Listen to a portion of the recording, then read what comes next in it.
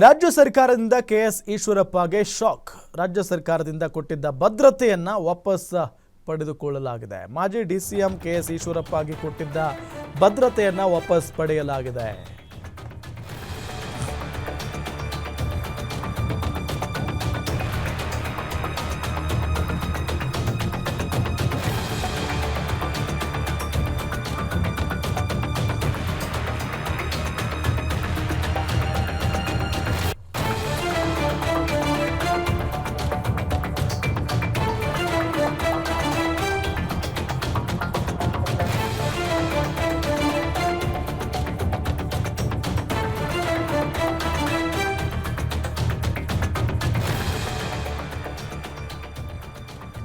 ರಾಜ್ಯ ಸರ್ಕಾರ KS ಈಶ್ವರಪ್ಪನವರಿಗೆ shock ಕೊಟ್ಟಿದೆ.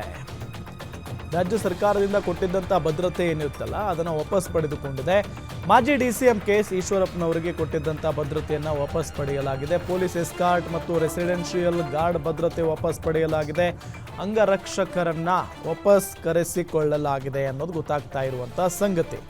ಈಶ್ವರಪ್ಪನವರು ಬಿಜೆಪಿಯಲ್ಲಿದ್ದರು, ಅದಾದ ನಂತರ ಬಿಜೆಪಿಯನ್ನು ಬಿಡ್ತಾರೆ. ಅದಾದ ನಂತರ ಅವರು ತಮ್ಮದೇ ಆದ ರೀತಿಯಲ್ಲಿ ರಾಜಕೀಯವನ್ನು ಮಾಡಿಕೊಂಡು ಹೋಗ್ತಾ ಇದ್ರು. ಈ ಸಂದರ್ಭದಲ್ಲಿ ಸರ್ಕಾರ ಅವರಿಗೆ ದೊಡ್ಡ ಶಾಕನ್ನು ಕೊಟ್ಟಿರೋದು. ಅವರಿಗೆ ಪೊಲೀಸ್ ಎಸ್ಕಾರ್ಟ್ ಮತ್ತು ರೆಸಿಡೆನ್ಷಿಯಲ್ ಗಾರ್ಡ್ ನೀಡಲಾಗಿತ್ತು. ಆ ಭದ್ರತೆಯನ್ನು ವಾಪಸ್ ಪಡೆದುಕೊಳ್ಳಲಾಗಿದೆ. ಈಗ ಅಂಗರಕ್ಷಕರ ಭದ್ರತಾ ಸೇವೆಯನ್ನು ಮಾತ್ರ ಉಳಿಸಿ ಸರ್ಕಾರ ಆದೇಶವನ್ನು ಹೊರಡಿಸಿದೆ.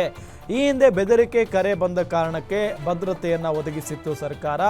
ಯಾಕೆ ಭದ್ರತೆ ವಾಪಸ್ ತೆಗೆದುಕೊಂಡ್ರು ಅಂತ ನಾನು ಕೇಳ್ತಾ ಇಲ್ಲ ಅಂತ ಹೇಳಿ ಶಿವಮೊಗ್ಗದಲ್ಲಿ ಮಾಜಿ ಡಿಸಿಎಂ ಕೆಎಸ್ ಈಶ್ವರಪ್ಪ ಹೇಳಿಕೆಯನ್ನು ಕೊಟ್ಟಿದ್ದಾರೆ. ಇವತ್ತು ತಗೊಂಡ್ರು, ಅವಾಗ ಕೊಟ್ಟರು, ಇವತ್ತು ತಗೊಂಡ್ರು. ಯಾಕೆ ಅವಾಗ ಕೊಟ್ಟರು ಅಂತ ನಾನು ಕೇಳಲಿಲ್ಲ.